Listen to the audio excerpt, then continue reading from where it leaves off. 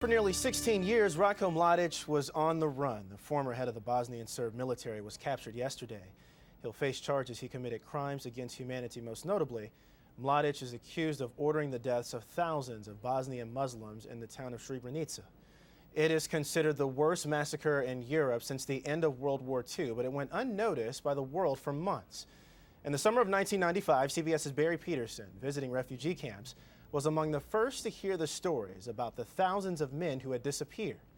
Later, 60 Minutes correspondent Bob Simon was shown the evidence of genocide. In a field of tears, their memories of terror and death come pouring out. My family, she says. Why didn't they kill me, she is asking. Why didn't they kill me?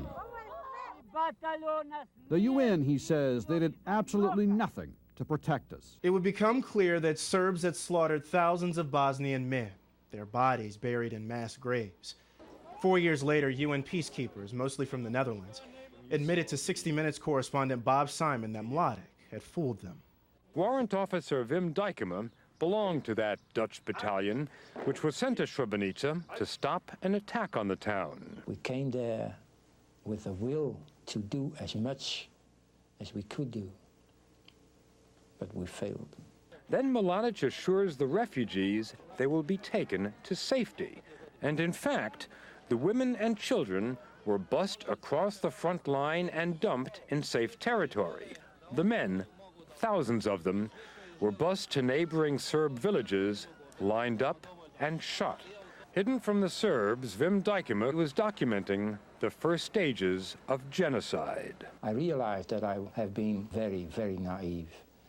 When Mladic said, I guarantee their safety, that I believed him.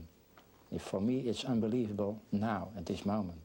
For more on Mladic's arrest this morning, we're joined by CBS News foreign affairs analyst Pamela Falk. Pam, good morning to you. Good morning. He was a calculated killer. This was a man that was merciless, but somehow he managed to outwit the UN, and not just the UN, but the British government, the French government, and the Dutch. How did he do it? Well, he hid for a long time after the war, and Mladic's arrest is a great day for justice, and that is because it is a certain sense of reconciliation. It really is the end of the series of tribunal hearings and trials that go from Slobodan Milosevic, and 34 others are still going on, but it was about 126 people brought to justice. This was a UN court that was established in order to try these war criminals from that war. And how did he dupe the UN? This was a UN safe zone, Srebrenica, that you mentioned. And that was set up because so many people were leaving during this ethnic cleansing of the government. And this was after the breakup of the Soviet Union and when Yugoslavia broke up. And the gall, the utter contempt of justice to attack civilians. And that's what surprised the UN. It really did. And that's how he duped the UN. Well, let's go back to the 90s here. He's responsible for about 110,000 people being killed, over 2 million being displaced. He called it, as you mentioned, ethnic cleansing. It's a euphemism, if you will, for purging all of these people. The question here, why did he do it? He did it because they were trying to create a greater Serbia.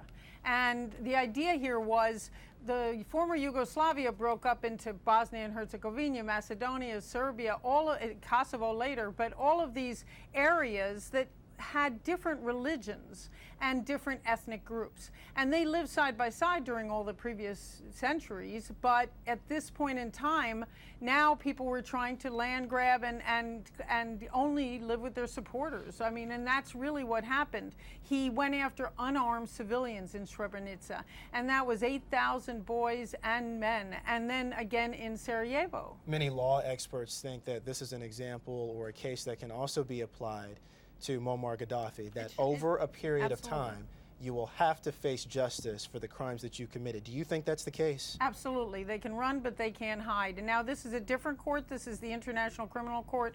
In the case of Gaddafi, it's faster, it's in real time.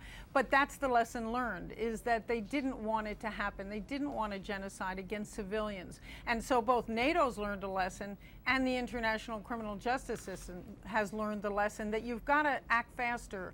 Srebrenica, all of these tribunals are way too little too late, but it is justice. You know, this has many parallels to the death of Osama bin Laden. When that death Yes. happened, it was a very personal experience to the people of America. It wasn't just an event, it had a direct meaning to many, many people. For the survivors of this, or to Right. relatives of those that were slain, is this on the same scale? Absolutely. Absolutely, because his boss, Radovan Karadzic, is in the dock already at that court. And so this really does close the big generals, the commanders of this genocide, and puts them in the dock to be tried and to find some justice. And also Milosevic, Slobodan Milosevic, died in the during the course of the trial, so there was never justice on that front. Here's the thing, Mladic was one of the most wanted men in the world. He had a $20 million target on his head. He was even seen sometimes in public. How in the world did he manage to walk around for 16 years Yes. and not get caught? Well, that's the that's the unanswered question, and the president of Serbia, Boris Tadic, said it wasn't that people knew about it, but it does appear that he was handed over in order to garner European Union entrance, and because they made that a condition. And so it was the European Union that sort of put their feet to the fire and said, turn him over. And that's really seems to be what happened. And he was protected, unfortunately, for all these years. You know, it is an incredible development, and of course, to the people that have lived through this and seen it, it is a very, very big development and a very personal It was a moment tragic for period, and it is great sense of justice. them. Right. Pamela Falk, CBS News Foreign Affairs Analyst. Pamela, good to see you this morning. Good Thank to you. see you, Terrell.